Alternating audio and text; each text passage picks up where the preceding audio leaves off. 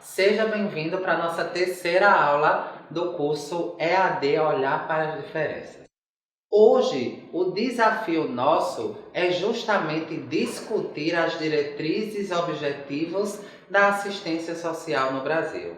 Claro que, na competência 3, você já discutiu comigo algumas dessas propostas e estratégias da assistência social. Aqui nós vamos aprofundar um pouco esse olhar e trazer basicamente um resumo do trajeto histórico da assistência social no Brasil.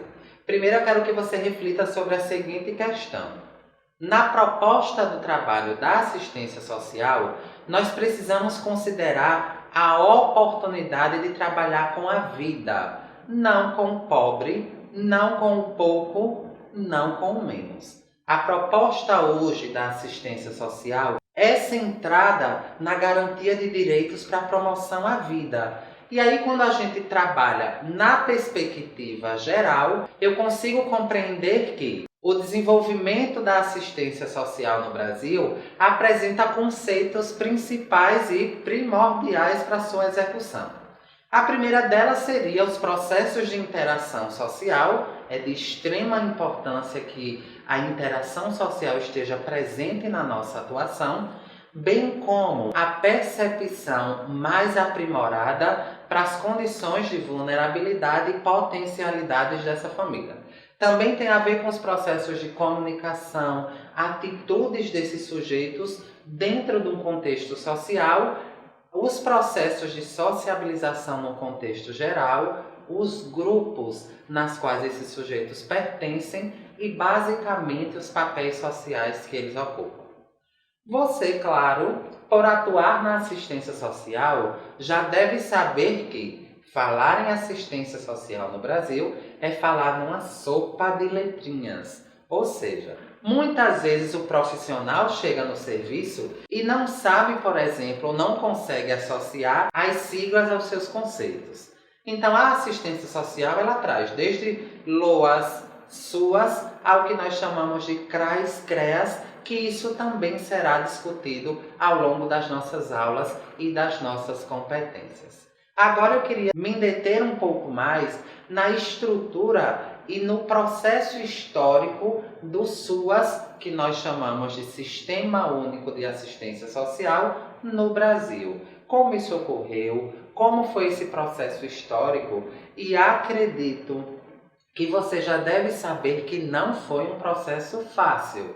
Inclusive, eu trago aqui para você uma discussão muito ampla no sentido de que o Sistema Único de Assistência Social, apesar de ter sido, claro, pensada desde a Constituição de 88, ela apresenta modificações e desafios continuados. É uma política extremamente nova e que nós estamos nos apropriando a cada dia a partir das demandas sociais e das transformações sociais e políticas. Pensando nesse trajeto histórico, o SUAS, claro que não instituído da forma como hoje, foi pensado e questionado a partir da Constituição de 88. Nós tínhamos um modelo de assistência social que era pautado no assistencialismo, aquelas velhas trocas de favores e de benefícios. A partir da Constituição de 88, percebeu-se a necessidade de modificar essa estrutura da assistência social. E aí, em 93, a gente tem um ganho e um avanço na política de assistência quando nós trazemos o que chamamos de Lei Orgânica da Assistência Social, que novamente nós trazemos a sigla como LOAS. A proposta do LOAS seria justamente a integração da economia e do trabalho social, centrando o Estado na garantia de direito dessas pessoas e na garantia de direitos e serviços à população. Seguindo um pouco mais para frente, e aí eu gostaria que você observasse justamente a morosidade com que o processo da assistência social se institui. Então, a gente tem a Lei Orgânica em 93 e só em 2003 a gente vai ter a 4ª Conferência Nacional de Assistência Social.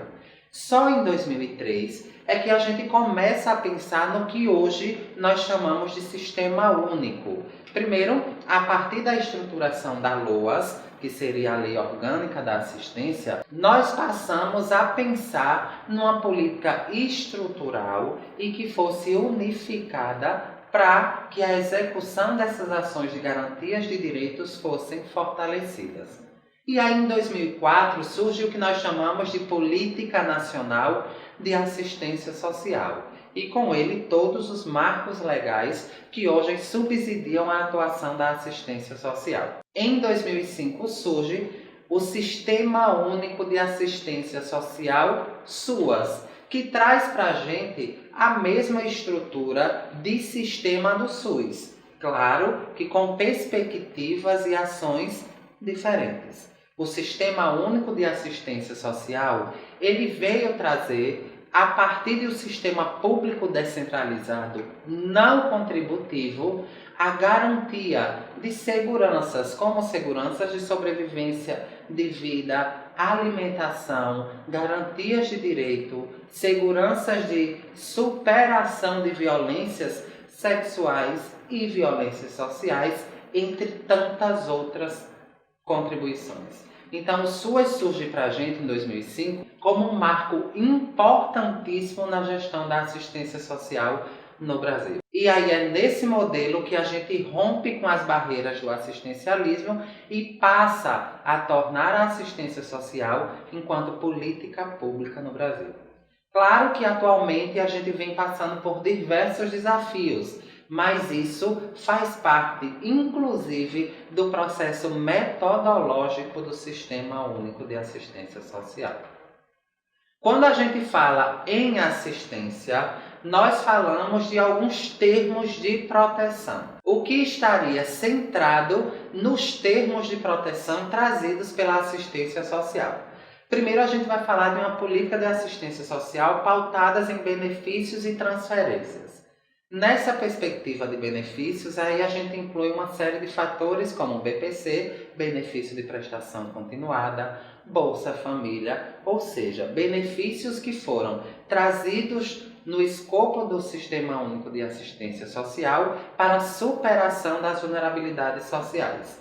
Eu não vou agora me apropriar nesses conceitos. Para isso, a gente vai trabalhar competências específicas para esse tipo de discussão. Então, nas próximas aulas, a gente aprofunda um pouco mais sobre essas questões de benefícios, inclusive voltados para a criança com deficiência.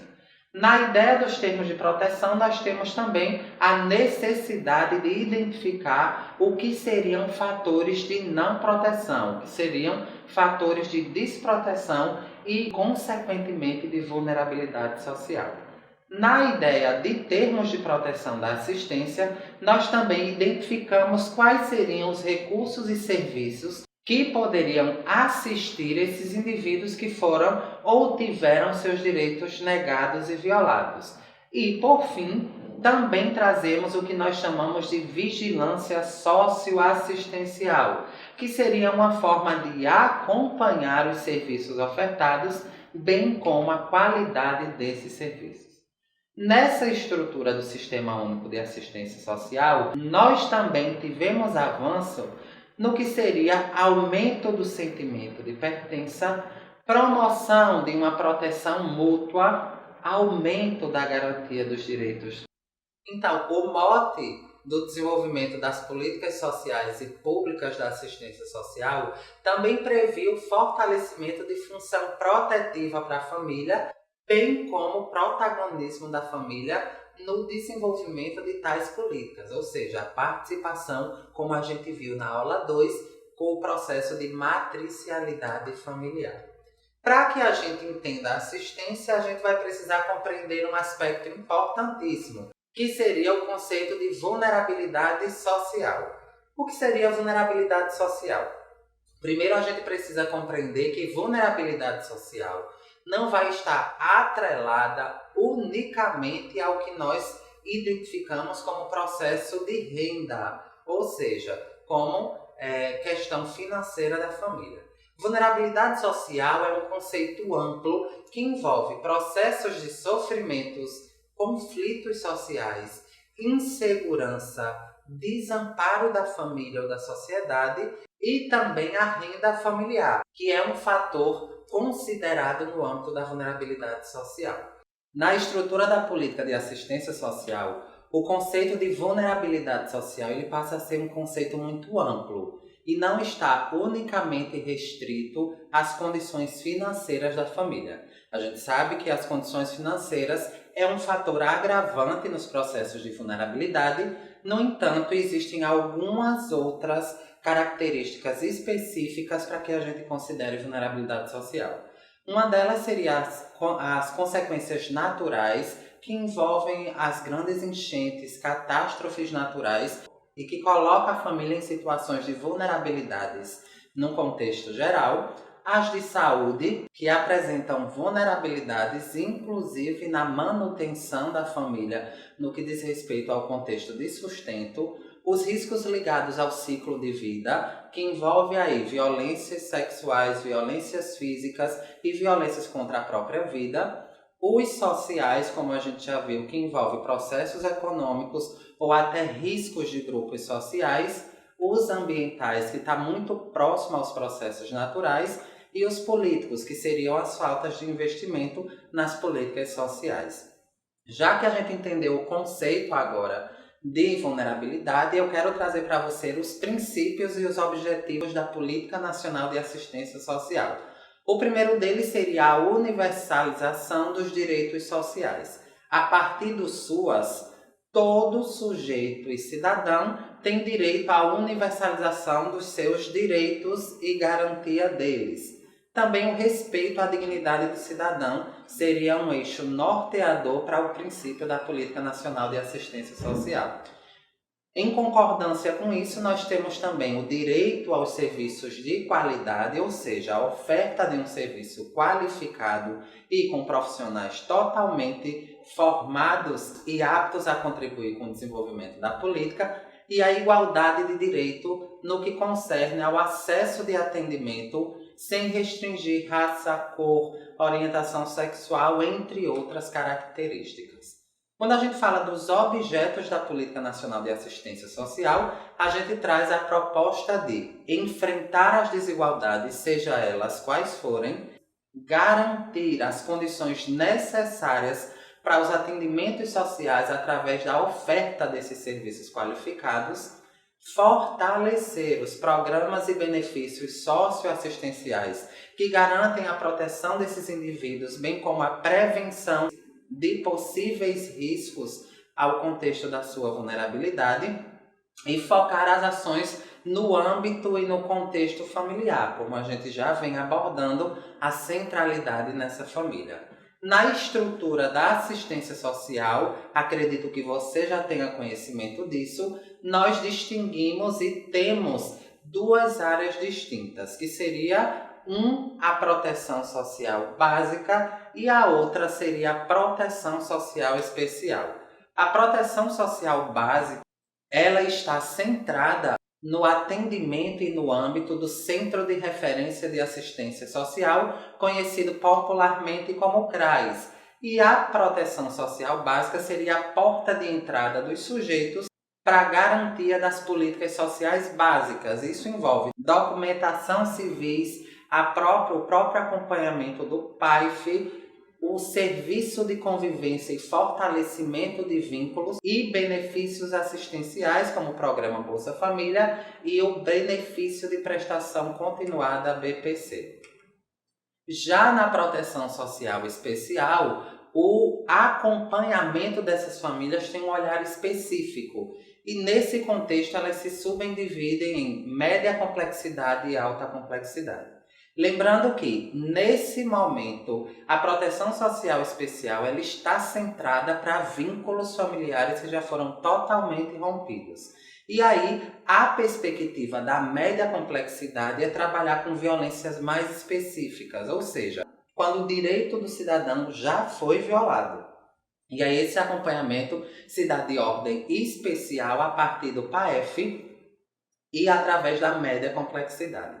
No contexto da alta complexidade, esse acompanhamento se dá de forma totalitária. Por quê? o sujeito ele já perdeu todos os vínculos sociais e familiares e, como consequência, precisa de um benefício e de um processo assistencial muito maior. Isso envolve moradia, alimentação, questões até de saúde, enfim. Os serviços da alta complexidade envolvem situações de abrigamento ou situações em que o sujeito não tem mais perspectiva social.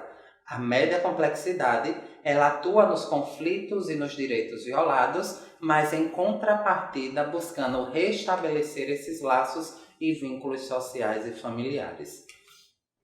Quando a gente traz na caracterização dessa política a partir dos atendimentos no município, que seria na ponta, a Política Nacional de Assistência Social distingue os municípios a partir dos seus portes. E aí a gente vai ter o entendimento do que seriam porte 1, porte 2, porte 3, grande porte e metrópole. Quando a gente fala de pequeno porte 1, a gente está falando de municípios que geralmente têm até 20 mil habitantes. E aí ele vai ter a necessidade de um serviço como o CRAS, por exemplo. No que concerne ao município de porte 2, nós falamos de uma população equivalente a mais de 20 mil habitantes até 50 mil habitantes. No médio porte, a gente vai ter uma estruturação de a partir de 50.001 habitantes a 100 mil habitantes. E o que nós chamamos de grande porte e metrópole estão acima do 100.001 habitantes. Ou seja, a partir da estruturação do porte do município é que são avaliadas as necessidades dos equipamentos ou dos instrumentos de CRAS, CREAS, bem como as suas especialidades. No entendimento da política social como um todo, percebe-se que a estrutura do Sistema Único de Assistência Social trouxe para as políticas sociais um avanço inquestionável. Claro que ele ainda precisa de reformulações e novas diretrizes para continuar a efetivação do seu trabalho. No entanto, eu convido a você a discutir sobre esses desafios na nossa próxima aula, pautadas pelas temáticas da competência 4, onde a gente vai trabalhar especificamente as capacidades e as diretrizes da proteção social básica e proteção social especial. Até lá!